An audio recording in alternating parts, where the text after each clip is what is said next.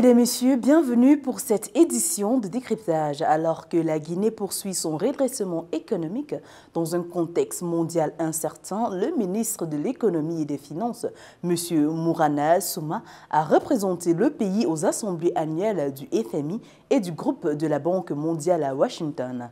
Une participation stratégique pour renforcer les partenariats financiers, mobiliser des ressources et affirmer les priorités économiques nationales. À travers cet échange, mesdames, messieurs, nous revenons sur les grandes lignes de son agenda, les retombées pour l'économie guinéenne et les perspectives post-Washington. Monsieur le ministre, bienvenue sur Africa 24. Merci.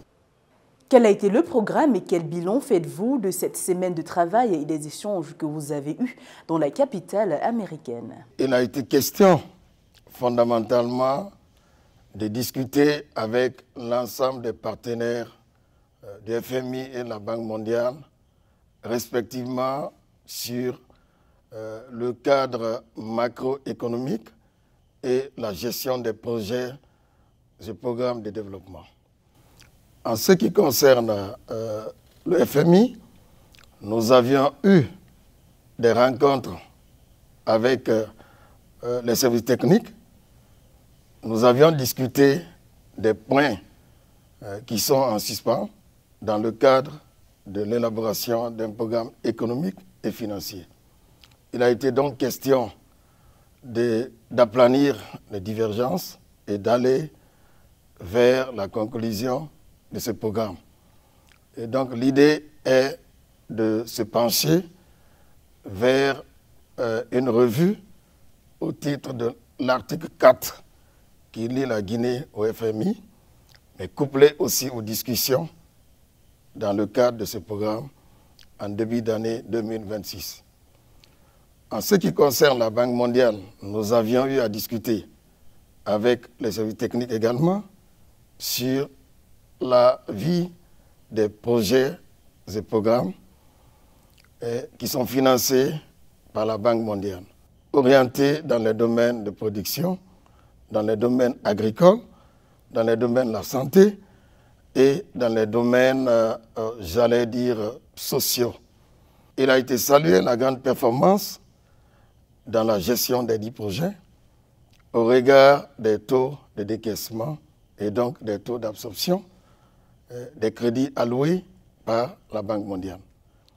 Et en parallèle, nous avions eu aussi des contacts avec d'autres partenaires non moins importants au regard de l'évolution économique de notre pays qui attire progressivement des investisseurs et d'autres partenaires stratégiques intéressés à investir en Guinée. Plusieurs entretiens bilatéraux et réunions techniques ont rythmé votre agenda.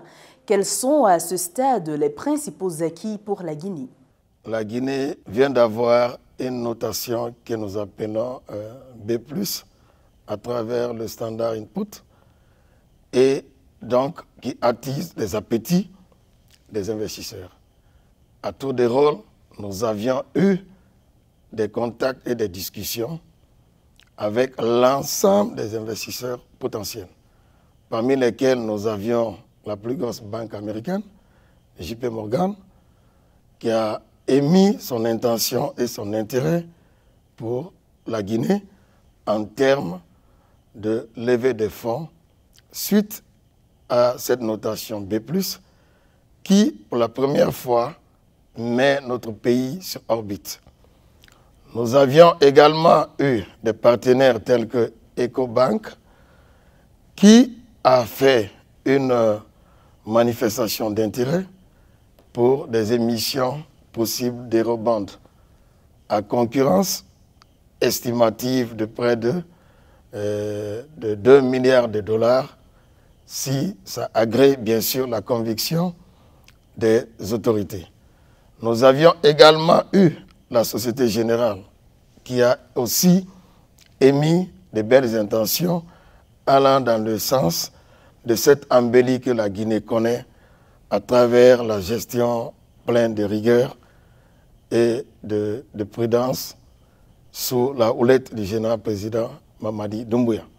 Toutes ces avancées permettent à notre délégation de se sentir fier et content au regard des perspectives futures qui s'annoncent pour notre pays. Monsieur le ministre, dites-nous quel est le principal message que vous avez porté ici à Washington, notamment autour du projet Simandou qui va entrer en phase active d'exploitation dans quelques semaines. Comment ce projet va accompagner le développement de la Guinée? Retenons que avant Simandou, les indicateurs macroéconomiques de la Guinée se portent plutôt bien. C'est ce que je vous ai dit à l'entame. Nous avions un taux de croissance macroéconomique moyenne 2021 à 2025 de 6,3%.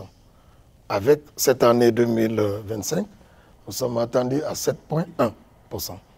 Et 2026, nous sommes attendus à deux chiffres, donc 10%. Cela montre à suffisance la dynamique économique de la phase de construction de Simandou. Parallèlement, l'État, sous la houlette du président, a engagé beaucoup de dépenses d'investissement.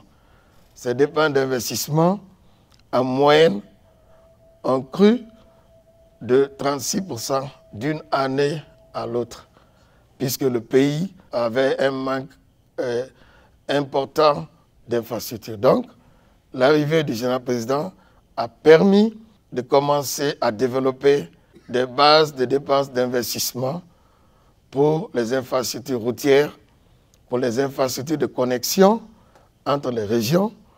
Et nous avions pu faire plus de 1200 km de routes. Et cet indicateur est évolutif. L'arrivée de la mise en production de Simandou pourra améliorer substantiellement tous ces ratios. Mais le plus important de ce projet minier Simandou, il est adossé au plan de développement que le président a voulu doter notre pays, indépendamment d'un homme, d'une personne. C'est ce que nous appelons Simandou Vision 2040, qui est un outil de planification et de développement sur les 15 prochaines années, qui va permettre de transformer la Guinée en une économie émergente.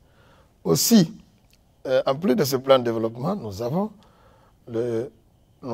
l'ambition de constituer le fonds souverain. Et donc, également, c'est pour éviter les histoires de syndrome hollandais, c'est-à-dire la malédiction du vainqueur. Et donc, c'est une interface entre les générations actuelles et les générations à venir en termes de placement de quelques revenus.